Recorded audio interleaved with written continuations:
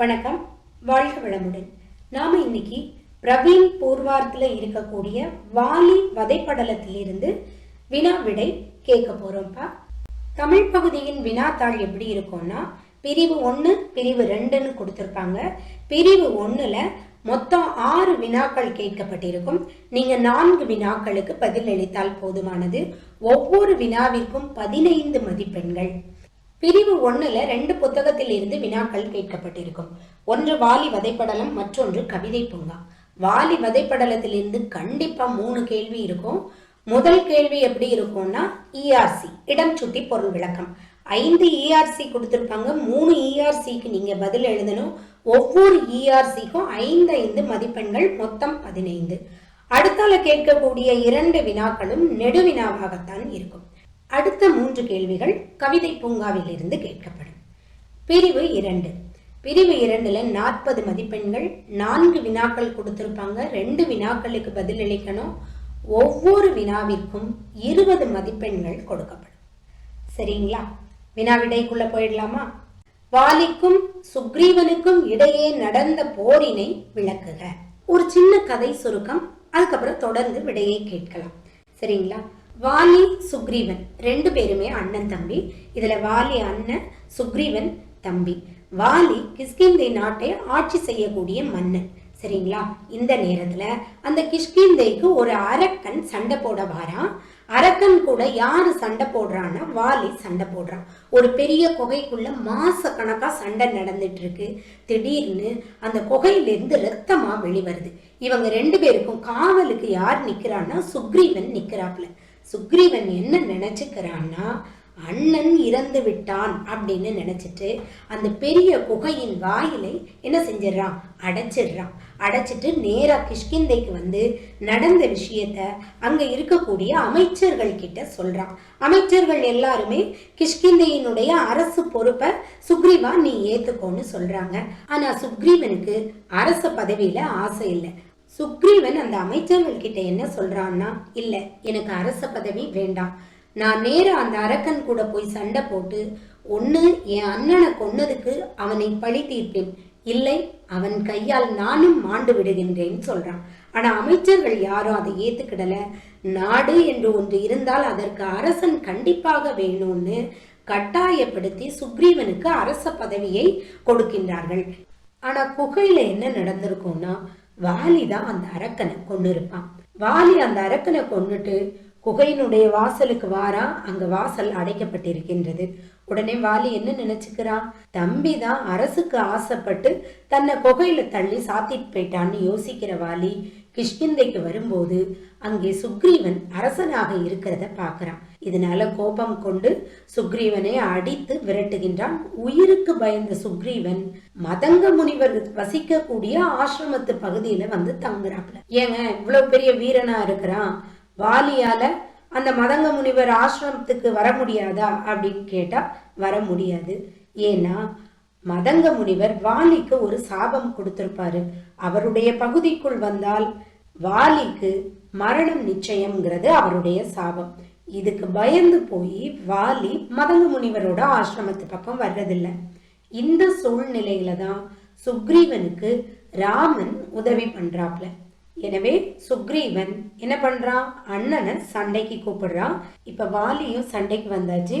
வாலியும் சுக்ரீவனும் எப்படி சண்டை போடுறாங்கன்னு கேட்டுடலாமா? இதுவரைக்கும் நான் சொன்னது நீங்க தேர்வுல எழுதணுங்கிற அவசியம் கிடையாது. ஏன்னா இது நீங்க புரிஞ்சுக்கிறதுக்காக நான் சொன்ன விஷயங்கள் தான். இனி இந்த காணொலியில என்ன கேக்குறீங்களோ அதை மட்டும் தேர்வுக்கு எழுதின போதுமானது. வாலியும் சுக்ரீவனும் 2 திசை யானைகள் சேர்ந்து சண்டை போடுவது போல சண்டை போட்டாங்களாம். அதே மாதிரி ஒரு சிங்கம் மற்றொரு சிங்கத்தோடு எப்படி போராடுமோ அந்த மாதிரி போராடினாங்களாம். ஒரு மலையோட இன்னொரு மலை மோதுனா எப்படி இருக்கும், அந்த மாதிரி மோதிக்கிட்டாங்களாம் வாலியும் சுக்ரீவனும். அதே நேரத்துல 2 பேரும் வலப்பக்கமாகவும் 2 பேரும் இடப்பக்கமாகவும் மாறி மாறி சண்டை போடுறாங்க. அந்த நேரத்துல அந்த நிலம், அவர்கள் சண்டை போட்டுட்டு இருக்கிறாங்க இல்லையா, அந்த நிலம் குயவனது சக்கரம் போல சுழன்றதாம். குயவன்னா யாரு, மண்பாண்டம் செய்வாங்க இல்லையா அவங்க. இந்த மண்பானைகள் மண் பாத்திரங்கள்லாம் செய்யறதுக்கு அவங்க ஒரு சக்கரம் வச்சிருப்பாங்க. அந்த மாதிரி சுத்துச்சான் அந்த பூமி. ஒரே தாயின் வயிற்றில் பிறந்த சுந்தன் உபசுந்தன்கிற 2 அரக்கர்கள் திலோத்தமைங்கிற பெண்ணுக்காக சண்டை போட்டாங்களாம். அந்த மாதிரி இப்போ வாலியும் சுக்ரீவனும் சண்டை போட்டுக்கிறாங்களாம். கோபமே 2 உருவமாக தோன்றி போரிடுவது போல 2 பேரும் சண்டை போட்டாங்களாம். இருவரது கண்களிலும் வெளிப்பட்ட நெருப்பால் மேகங்கள் என்ன செய்தான், இன்னும் கருமையா ஆகுதான். மலைகள் எரிஞ்சு போச்சாம். திசையானைகள் நடுநடுங்கினவாம். நானிலங்கள் நிலை குலைந்தன. தேவர்கள் இவங்க போடுற சண்டைய பார்த்து பயந்து போய் ஓடி ஒளிஞ்சுக்கிறாங்க. 2 பேரோட சண்டை எங்கெல்லாம் நடக்குதுன்னு பாருங்களேன். வான் மீதிலும் மலை மேலும். இந்த பழைய படத்துல எல்லாம் காட்டுவாங்க, அப்படி பூமியில நின்று சண்டை போட்ட மாதிரி இருக்கும், திடீர்னு மேகத்துக்கு நடுவுல போய் சண்டை போடுவாங்க. அந்த மாதிரி வாலியும் சுக்ரீவனும் பூமியில சண்டை போட்டுட்டு இருக்கும் போதே திடீர்னு வானத்துல போய் சண்டை போடுறாங்களாம். திடீர்னு மலை மேல நின்று சண்டை போடுறாங்களாம். இந்த உலகத்திலும் மேல் உலகிலும் என மாறி மாறி ஒருத்தர் ஒருத்தர் தாக்குறாங்க, குத்துறாங்க, கடிக்கிறாங்க. இதுல ரத்தம் வழிந்தோடுது. வானத்துல நின்று சண்டை போடுறாங்களா இல்லையா, அதனால இவர்களுடைய ரத்தம் வானத்தில் இருக்கின்ற நட்சத்திரங்களின் மீது பட்டு அந்த நட்சத்திரங்கள் செவ்வாய் கிரகம் மாதிரி காட்சி கொடுக்குதாம். அதே நேரத்துல வானத்தில் இருக்கக்கூடிய வெண்ணிற மேகம் எல்லாம் சிவந்து அந்த வானம் செவ்வானமாக காட்சி தருகின்றதாம். இப்படி இவங்க சண்டை போட்டுட்டு இருக்கும்போது வாலியினுடைய தோளும் சுக்ரீவனின் மார்பும் உலைக்களத்தில் சூடான இரும்பை சம்மட்டியால் அடிக்கும் பொழுது வெளிப்படக்கூடிய தீ பொறி மாதிரி 2 பேரோட தோள்களில் இருந்தும் மார்புகளில் இருந்தும் தீ பொறி பறக்குதான். ஏன்னா அந்த அளவுக்கு 2 பேரும் என்ன செஞ்சுக்கிறாங்க, உரசிக்கிறாங்க. 2 பேரும் ஒருத்தரை ஒருத்தர் மோதி தள்ளுறாங்க. தன்னுடைய கால்களால் நீட்டி உதைக்கிறாங்க. கைகளால் தாக்குறாங்க, தள்ளுறாங்க. பெரிய மரங்களை பிடுங்கி வீசுறாங்க. மலைகளை பெயர்த்தெடுத்து ஒருத்தர் தலைமையில ஒருத்தர் தூக்கி வீசுறாங்க. ஏதோ பந்து மாதிரி என்ன பண்ணிக்கிறாங்க, அண்ணன் தம்பி 2 பேரும் சண்டை போடும்போது பக்கத்துல உள்ள மலையெல்லாம் பிடுங்கி ஆளாளுக்கு தூக்கி வீசிக்கிறாங்க. 2 பேருக்கும் நல்ல நீளமா வால் இருக்குதா இல்லையா.